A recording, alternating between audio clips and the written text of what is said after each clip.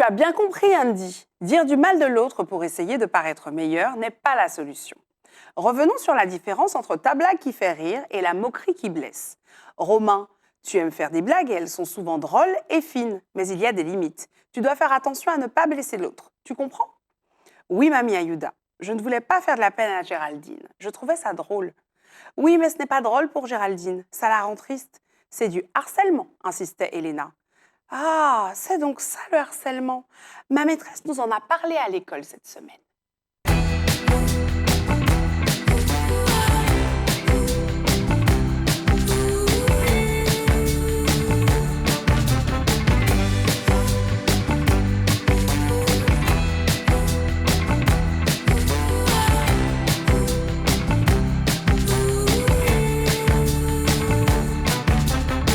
Bonsoir les Itata et bienvenue dans votre émission littéraire. Mon invitée ce soir est psychologue et rêve d'être écrivaine depuis sa plus tendre enfance. C'est aujourd'hui chose faite parce qu'elle publie plusieurs albums jeunesse et désormais son rêve est réalité et vous pouvez les tenir entre vos mains. Bonsoir Cathy François. Bonsoir Lauriane. Et merci d'être avec nous sur le plateau de Gré des Pages. Avec plaisir. Alors, vous avez publié plusieurs albums jeunesse qui font partie d'une série, Mamie Ayuda, enfin, sous le quénétier de Mamie Ayuda, qui parle de développement personnel, qui parle d'émotion, qui parle de comment mieux s'ouvrir à soi et aux autres, pour des enfants d'à peu près 5 à 12 ans. Qu'est-ce que vous pouvez nous en dire de plus? Comment est-ce que vous est venue cette idée? Déjà, pourquoi le quénétier? Et pourquoi Mamie Ayuda? On veut tout savoir. Alors, pourquoi le quénétier? Enfin, au départ, c'était un tamarinier. Ah, ok. Alors, pourquoi ça a changé du coup? Voilà. Il s'est transformé parce que j'ai vu qu'il existait déjà une histoire sous un quénétier. D'accord. C'était un quénétier. Sous un tamarinier, du coup. Sous un tamarinier, oui. Pardon. Un tamarinier parce qu'en fait, durant mon enfance, j'allais souvent sous un tamarinier pour faire la sieste. C'était un tamarinier qui était sur la plage des Anses d'Arlet, à Coimpère. Et c'était un tamarinier où un grand-père nous racontait des histoires quand on était petit. Et du coup, j'avais envie que ce soit un tamarinier. Puis comme ça existait déjà, eh bien, j'ai pris mon arbre. Je ne vais pas dire que c'est mon arbre préféré, mais ce sont mes fruits préférés. Ah, oui. D'accord. Donc, il y a vraiment un lien. Ok. Et Mamie Ayuda, d'où vient-elle? Mamie Ayuda, c'est un mélange de ce grand-père, ma grand-mère, les grands-mères en général, de la grand-mère que je projette d'être.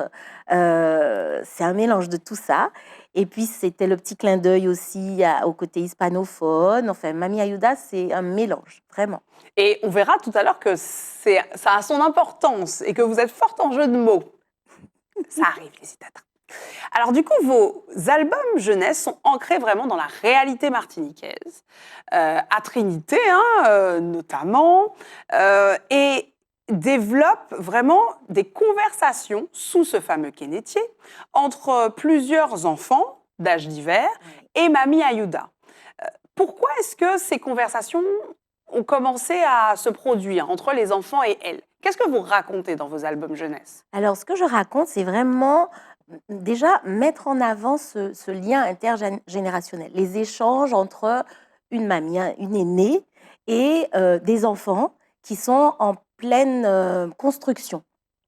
Une construction identitaire intérieure, j'ai envie de dire, par rapport à leurs émotions, par rapport à la confiance qu'ils doivent développer, mais également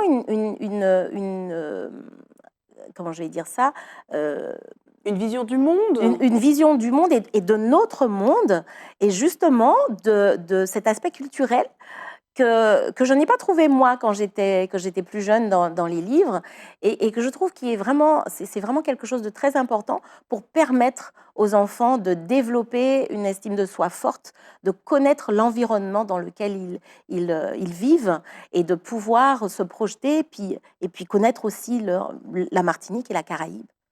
Vous êtes psychologue et c'est important parce que votre façon d'envisager les choses et de vous placer à hauteur d'enfant. j'ai envie de dire, ne vient pas de nulle part, en fait. Vous êtes une professionnelle et vous avez sans doute dû voir des enfants dans votre cabinet, des familles. Est-ce que c'est un petit peu ça qui vous a incité à leur écrire des histoires? Complètement, complètement. Alors je vois en cabinet, je vois des enfants, des adultes, des familles, comme vous dites, des couples. C'est très diversifié, mais pendant longtemps, j'ai animé avec les enfants qui venaient au cabinet des ateliers que j'appelle, parce qu'on en fait encore un peu, les ateliers du jeu. Et dans ces ateliers du jeu, on travaille autour, enfin on travaille, on joue autour de la concentration, l'attention, autour des émotions, autour de mieux se connaître. Et je crois que ça a été un petit peu le matériel pour la construction des livres. C'est un petit peu en fait ce que je vivais avec les enfants, que j'ai extrapolé sur un environnement plus identitaire, on va dire, avec notre Kénétier, avec Tartane en arrière-plan. Et voilà. Et d'ailleurs, les enfants qui me connaissent me disent souvent, mais en fait, on fait la même chose que Mamie Aouda, mais tu nous donnes pas du pain au beurre au chocolat. Alors, c'est vous la fautive, du coup. Oui. Et justement, je trouve que vos albums sont de vrais matériaux. Parce qu'il n'y a pas que les histoires que vous racontez, on aura l'occasion d'y revenir, mais il y a aussi tout un univers, il y a aussi des jeux, des lexiques qui sont imagés. Euh, vous êtes très prolifique, pour le coup. Les enfants qui ont eu ces albums entre les mains, quelles ont été leurs réactions? Vous nous en avez parlé un petit peu. Mais c'est très complet. Oui. Alors, justement, j'ai vécu une petite expérience il y a 2 semaines où je suis allée dans une classe parce que c'est vrai que les albums sont de plus en plus utilisés par les professeurs pour servir de base, en fait. L'outil Pardon. pédagogique. C'est un outil pédagogique. C'est vrai que c'est un outil familial, on va dire, un outil de plaisir, mais c'est également un outil pédagogique. Et je suis allée dans une classe il y a 2 semaines et les enfants m'ont raconté en fait tout ce qu'ils ont retenu, tout ce qu'ils ont vécu, tout ce qu'ils ont appris. Et j'ai été assez bluffée en fait de voir qu'il y avait autant de choses à Dedans. vivre. Ouais. Et c'était des enfants de quel âge? C'était des enfants de CM1, CM2. Donc ils avaient 9-10 ans. Et dans vos albums, vous faites souvent des jeux de mots qui sont plutôt intéressants. Là, on le voit à l'écran. Chut, tais-toi. Donc, ça pourrait paraître comme une injonction négative. Pas du tout. C'est-à-dire, sois toi-même. Exact. Il y en a plusieurs. Même pas peur, mais c'est-à-dire avec le mot aimer. Sens cible, Oui. c'est-à-dire voilà, peut-être orienté vers les émotions, vers ce qu'on perçoit. Oui. Est-ce que vous diriez, autant en tant que psychologue qu'écrivaine, qu'il est particulièrement important pour les enfants de cibler leurs émotions, de les identifier et puis de pouvoir les communiquer? C'était votre objectif de leur donner justement des outils pour un petit peu naviguer dans ce monde où ils voient les adultes parfois un peu de haut, ils savent pas trop ce qu'on pense, et puis même ce que eux vivent. Oui, mon objectif, c'était vraiment de permettre aux enfants de se dire.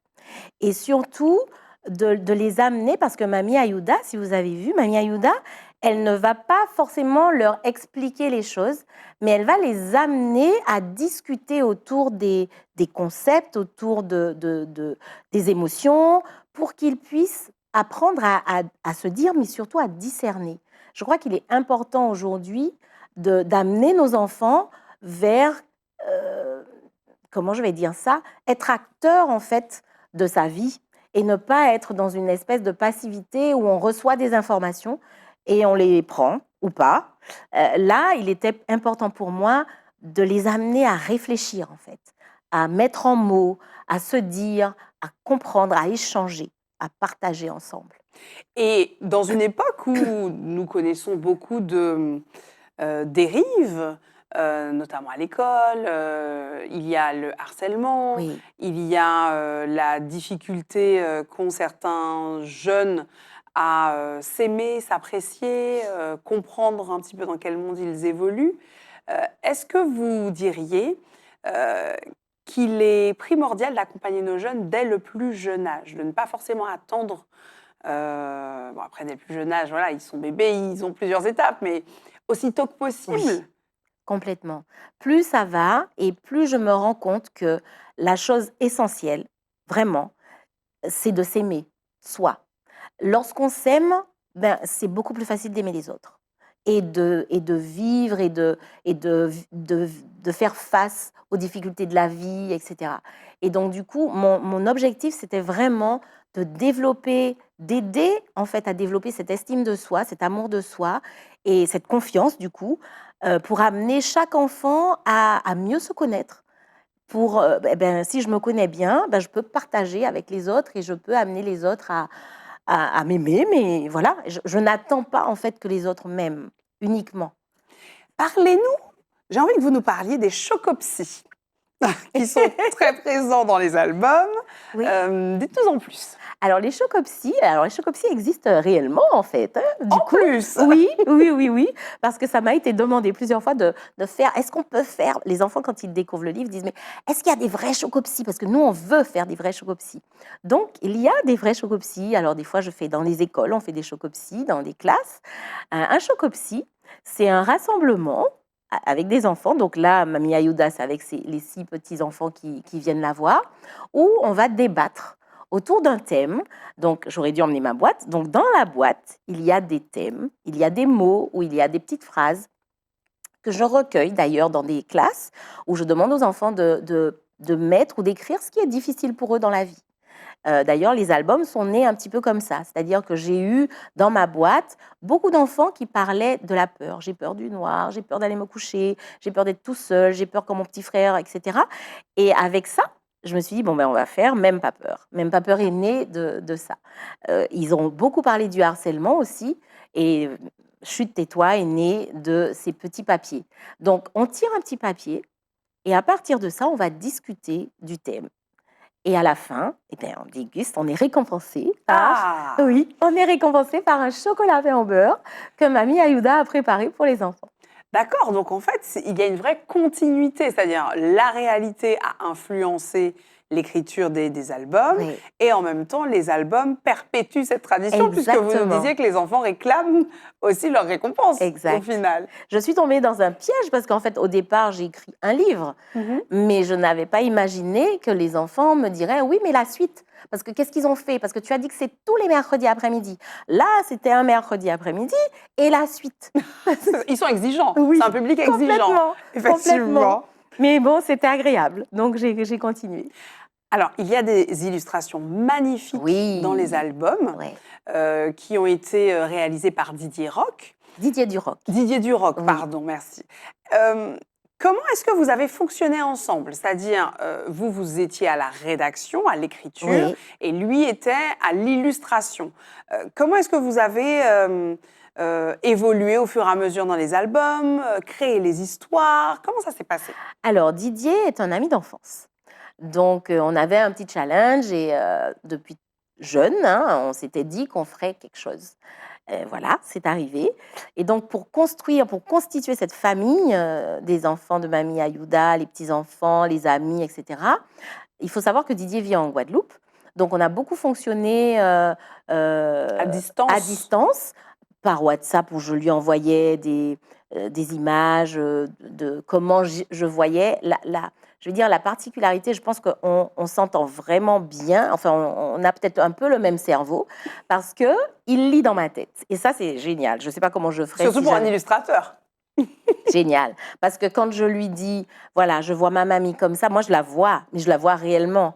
Et quand il dessine, ben, il dirait, il serait là, il dirait que je suis un peu tyrannique, parce que je lui dis, mais non, elle n'est pas comme ça, ma mamie, en fait, tu vois pas qu'elle est trop grosse. Oui. Voilà. Et au fur et à mesure, on construit, donc j'écris l'histoire, je commence par écrire l'histoire, je lui envoie l'histoire, lui aussi, je le laisse un peu créer quand même, mais une fois qu'il crée, donc je lui dis un peu ce qui me plaît, ce que j'aimerais arranger, et il arrive parfaitement à mettre en image ce que je vois dans ma tête. C'est un beau duo. C'est parfait, vraiment. Et j'ai envie de vous demander, quels sont les si on peut s'attendre à d'autres albums, quels sont les petits papiers que vous avez tirés des boîtes Chocopsy? Est-ce qu'on peut s'attendre à, alors, soit d'autres albums, soit enfin, des projets? Parce qu'avec des images comme celle-là, on peut imaginer des séries, des dessins animés, des bandes dessinées. Enfin, est-ce qu'il y a des petites choses en préparation ou est-ce que vous y pensez? Alors, Didier, lui, je ne sais pas si je dois le dire d'ailleurs, travaille sur sa propre bande dessinée. Je crois que ça lui a donné un le élan. ballon. Donc Ok. ça, c'est son histoire. Après, c'est vrai que mon projet, enfin notre projet, on peut dire, ça serait de mettre en image, peut-être en film ou en série. D'accord. C'est vraiment Ok, ok. un rêve, encore un rêve. Bah, Voilà. vous avez l'air de plutôt réaliser vos rêves. J'essaye. Donc, C'est ce que je c'est dis de aux bon enfants. augure. C'est ce que je dis aux enfants. Je dis, croyez en vos rêves, allez jusqu'au bout. Mhm. Donc, il faut que je donne l'exemple. Ah bah oui. Donc voilà, Oui, donc oui, mon pas le rêve choix. est là, j'y travaille doucement, c'est long, je suis assez impatiente, mais je travaille aussi sur ma patience. Allez, je me dis que mon rêve se réalisera.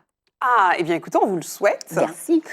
On va passer à une partie que j'aime beaucoup dans l'émission, qui va nous permettre de vous connaître un petit peu mieux. Est-ce que vous êtes prête, Cathy François? Allez, allons-y. Nous passons au tac au tac.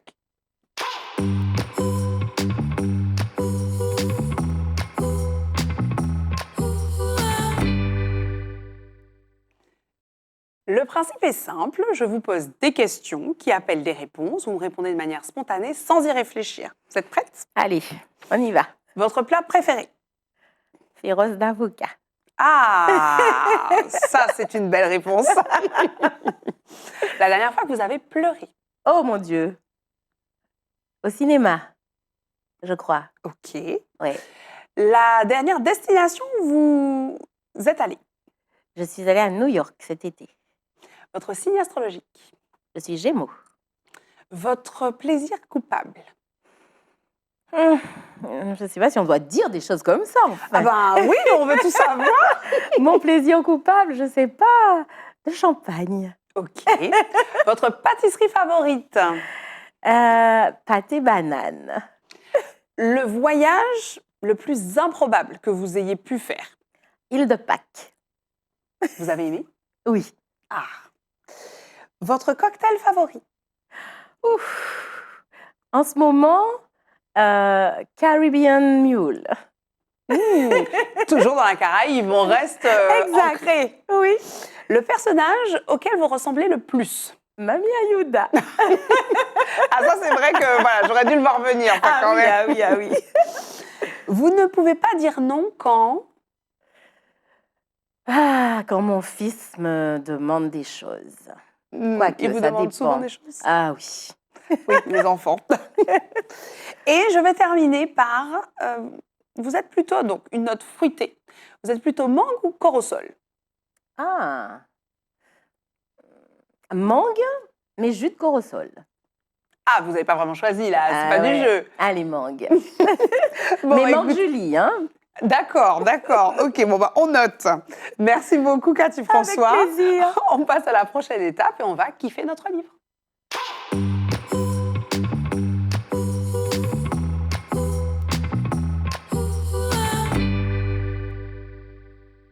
Salut, c'est Idriss et j'ai 21 ans.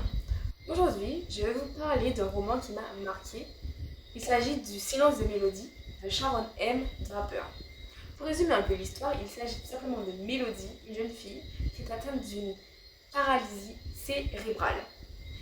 Elle n'est pas autonome et est clouée à son fauteuil roulant. Ce qu'elle aime dans la vie, Mélodie, ce sont les mots. Dans les discussions, dans les chansons, elle absorbe les mots comme une éponge.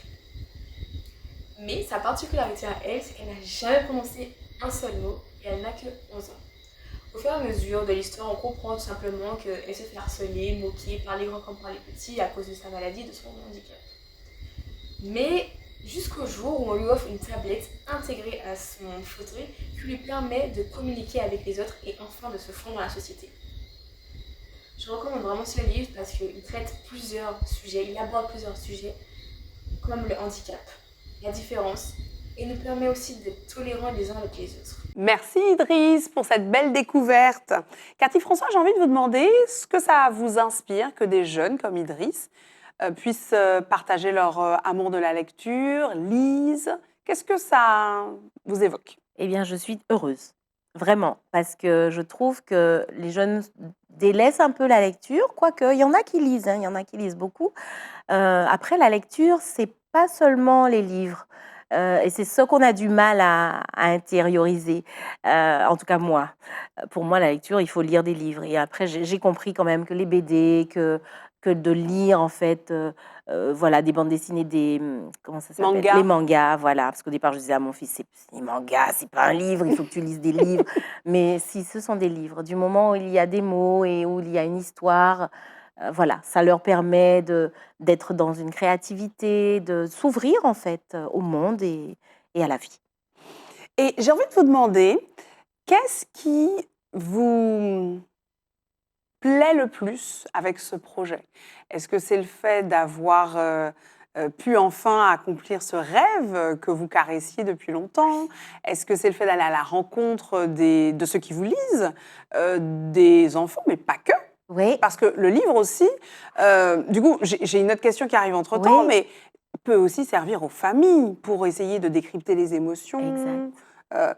Qu'est-ce qui vous plaît le plus dans ce projet? Ben, je crois que tout me plaît et qu'au fur et à mesure, il y a de nouvelles choses qui me plaisent auxquelles je n'avais pas forcément pensé. Par exemple, j'ai été invitée dans un EHPAD à lire le livre et à partager avec des personnes âgées. Et du coup, j'avais tellement l'habitude de le faire avec les enfants, mais en le faisant avec des personnes âgées, je me suis rendu compte que dans ces personnes, il y avait plein de Mami Ayuda, en Mais oui, quand on voilà, y pense. mais oui, et qui étaient heureuses de pouvoir, justement peut-être lire le livre avec leurs petits-enfants. Donc j'ai beaucoup de grands-mères qui viennent, à ma rencontre quand je suis en signature et qui me disent: «Ah, vous en avez écrit un autre, je l'ai envoyé à ma petite fille parce que je veux qu'elle garde un lien avec la Martinique». Donc j'ai des petites filles ou de petits garçons qui vivent Partout dans en le France, monde. voilà, et partout dans le monde, en Suisse. Il y a une mamie qui m'a dit: «Ma petite fille est en Suisse» et elle était tellement heureuse et quand elle vient en vacances, il y a toujours un Mami Ayuda et on le lit ensemble et on fait le pain en beurre au chocolat. Donc en fait, Waouh! ah ouais, non mais vraiment, je suis trop contente du lien que ça crée dans les familles. Je demande aussi, des fois j'ai des petits patients, je demande aux mamans de lire et dans la fratrie aussi, puisqu'il y a plusieurs personnages et vous avez remarqué que les personnages sont indiqués avec des petites têtes. Voilà, Exactement, ça c'est génial. ouais, Parce ouais. qu'effectivement, les petits peuvent Ils s'identifier, s'identifient à un peuvent bien personnage. voir. Oui, oui, tout Exact. à fait. Et donc on peut le lire en famille et ça ouvre à un débat autour du thème abordé, autour de la peur, autour du harcèlement, autour des blagues, autour de «je ne veux pas aller à l'école» et cetera et donc vraiment, je suis comblée. Bah, nous aussi, merci. Parce que c'est vrai que parfois, en tant qu'adulte, on a du mal à se projeter sur ce que vivent les enfants, Oui, ce qu'ils se disent, ce dont ils ont envie. Et c'est vrai que avec votre double casquette en plus, parce que vous êtes aussi vous oui, êtes psychologue, oui, vous êtes écrivaine, donc c'est vrai que ça met en confiance et on se dit bon ben d'accord, là c'est balisé et ça nous donne aux des outils, adultes des outils. oui, J'ai envie de vous demander pour terminer, on oui. arrive à la fin de ce moment partagé ensemble, quel est votre coup de cœur du moment? Ça peut être un coup de cœur littéraire, théâtral, musical. Qu'est-ce qui vous fait vibrer en ce moment? Alors le coup de cœur que j'ai eu il y a pas très longtemps, c'est que j'ai participé à, mon Dieu, à un silent book club Ok. organisé par une petite association qui s'appelle Les Éclaireurs, je crois que c'est ça, Les Éclaireurs Oui. Martinique et c'était une expérience assez inédite pour moi, en tout cas, de me retrouver à lire avec d'autres personnes pendant 1 heure et ensuite de partager, nos impressions sur ce qu'on avait lu. J'ai trouvé cette expérience assez extraordinaire parce que ça m'a permis de voir qu'il y avait je savais qu'il y avait plein de genres différents de lecture, mais le fait de partager avec les autres, beh, ça m'a donné envie d'aller vers autre chose que les lectures habituelles. Parce que c'est vrai que je lis souvent des choses autour de ma profession et je ne me laisse pas aller assez sur les sentiers, hors sentier. Voilà. Mhm. Et là, ça m'a donné envie. Mais c'est quoi le principe? C'est-à-dire qu'il y a plusieurs personnes au même endroit Oui, qui lisent, mais des choses différentes. chacun Chacune. emmène son livre. On est une dizaine. Chacun emmène son livre. Et en fait, on lit pendant 1 heure, chacun dans son coin. Et après, on partage ce qu'on a aimé dans l'expérience. Alors moi, c'était difficile parce que je me suis rendu compte que j'étais assez... que j'avais un problème au niveau de mon attention. Parce que j'étais en train de bouger, j'étais sur une chaise, j'avais envie de m'allonger, Mhm. voilà. Et du coup, je me suis dit, Ah tiens, voilà, c'est ça. Parce on apprend à mieux se connaître aussi, exactement, du coup. exactement. Donc, il y a plein d'aspects. Et la jeune fille qui anime nous amène, enfin, il y a des petites questions et j'ai trouvé ça fabuleux. Donc, on Ah peut ben, trouver sur Instagram, hein, c'est Les Éclaireurs, Martinique. très bien, Voilà. bah, merci Ouais. pour cette belle petit idée tips, ouais. de sortie.